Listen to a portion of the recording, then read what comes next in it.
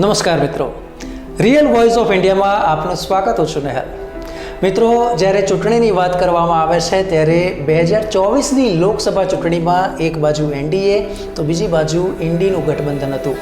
બંને ગઠબંધનની વાત કરવામાં આવે તો બહુ સ્વાભાવિક છે કે જનતા સુધી પહોંચવા, મતદારોને આકર્ષવા માટે તેઓએ એડી ચોટીનું જોર લગાવી દીધું હતું. લોકસભા ચૂંટણીના 7મા અને છેલ્લા તબક્કાનું શનિવારે જે પ્રમાણે પૂર્ણાહુતિ થઈ ત્યારે 4 જૂનના રોજ મતગણતરી હાથ ધરાવવા જઈ રહી છે. તો બીજી બાજુ મોટાભાગની સંસ્થાઓએ એક્ઝિટ પોલ પણ જાહેર કર્યા છે. તેમાં સ્પષ્ટ છે કે જે બહુમતી છે તે એનડીએને મળતી જોવા મળી રહી છે. જો કે આ ચૂંટણીમાં તમામ રાજકીય પક્ષોએ જનતાને રીઝવવા માટે ખૂબ પ્રયાસ કર્યા હતા.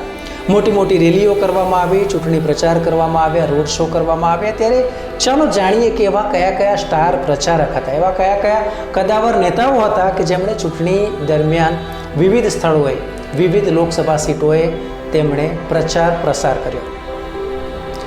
સૌપ્રથમ વાત કરીએ તો એનડીએના અને ભારતીય જનતા પાર્ટીના સ્ટાર પ્રચારક એટલે વડાપ્રધાન નરેન્દ્ર મોદી. પ્રધાનમંત્રી મોદીની ચૂંટણી ઉત્સવ વચ્ચે વડાપ્રધાને 75 દિવસ અને આ 75 દિવસમાં 206 રેલીઓ ગજવી હતી.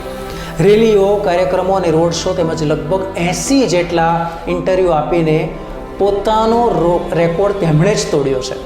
વર્ષ 2019ની ચૂંટણીમાં તેમણે 142 રેલી કરી હતી. યુપીના મુખ્યમંત્રી યોગી આદિત્યનાથે લોકસભાની ચૂંટણીમાં જાહેર સભાઓની બેવડી સદી ફટકારી હતી.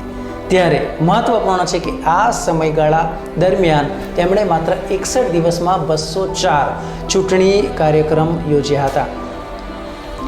વાત કરીએ સ્ટાર પ્રચારક એવા અમિત શાહની. કેન્દ્રીય ગૃહમંત્રી અને ભાજપના સ્ટાર પ્રચારક અમિત શાહે 188 જેટલી રેલીઓ અને રોડ શો યોજ્યા હતા.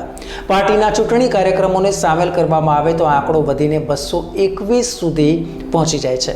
અમિત શાહે સમગ્ર ચૂંટણી દરમિયાન હવાઈ તેમજ રોડ માર્ગે લગભગ 1.10 લાખ કિલોમીટરનો પ્રવાસ કર્યો છે.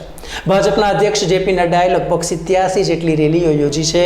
તો નડ્ડાએ 2 એપ્રિલથી લઈને 30મી મે સુધીમાં 23 રાજ્યો અને 4 કેન્દ્ર શાસિત પ્રદેશનો પ્રવાસ કર્યો છે.